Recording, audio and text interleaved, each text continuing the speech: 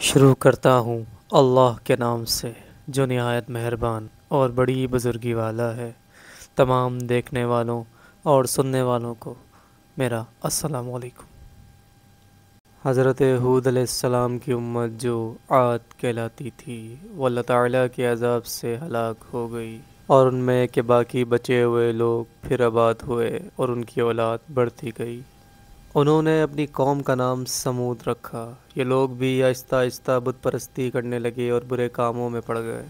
اللہ تعالیٰ نے ان کے پاس حضرت صالح علیہ السلام کو نبی بنا کر بھیجا۔ انہوں نے اپنی قوم سے کہا، اللہ تعالیٰ نے قوم ہود کے بعد تم کو سردار بنایا ہے اور زمین پر آباد کیا۔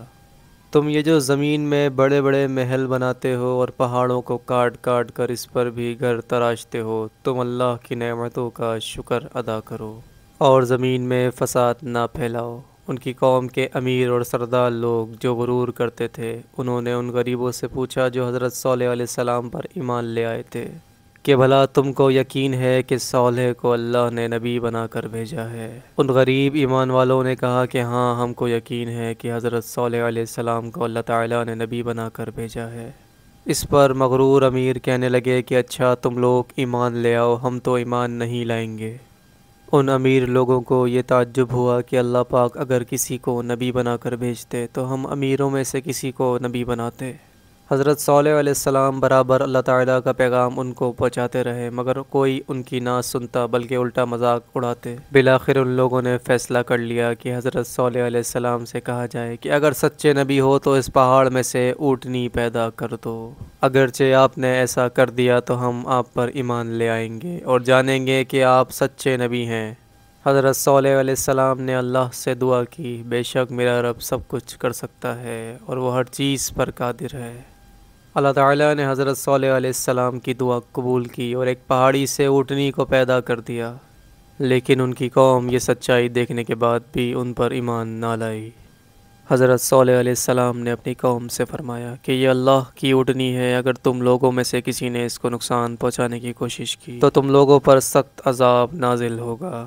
یہ اللہ کی اونٹنی ایسی تھی کہ جس چشمے پر جا کر پانی پیتی تھی سب پانی ختم کر دیتی تھی۔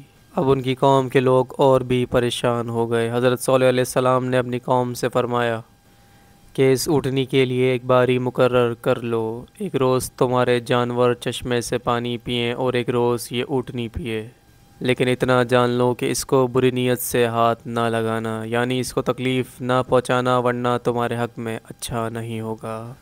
کچھ روز تک تو ان کی قوم کے لوگ اونٹنی کو حیرت سے دیکھتے رہے۔ ان کے قوم کے کچھ لوگوں نے اس اونٹنی کو مارنے کا منصوبہ بنایا اور بالآخر ان کے لوگوں نے اس اونٹنی کو مار ڈالا۔ حضرت صالح علیہ السلام کو اس کی خبر ہوئی تو آپ کو بہت رنج ہوا، اور انہوں نے اپنی قوم سے کہا کہ میں نے تمہیں منع کیا تھا کہ اس اونٹنی کو تکلیف مت دینا، ورنہ تم پر جلدی اللہ کا عذاب آئے گا، مگر تم لوگ نہ مانے۔ اب تم لوگ اپنے گھروں میں 3 روز تک مزے کر لو، اس کے بعد اللہ کا عذاب آئے گا جو تم سب کو ختم کر دے گا۔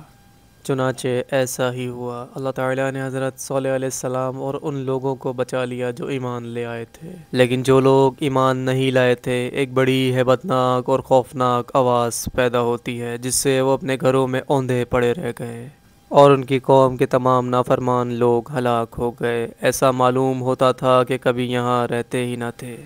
جو لوگ خدا کے حکم پر نہیں چلتے اور پیغمبروں کا کہنا نہیں مانتے، ان کا یہی حال ہوتا ہے۔ اللہ پاک ہم سب کو اپنے عذاب سے بچائے اور اپنی اور اپنے رسول کی اطاعت نصیب کرے، آمین۔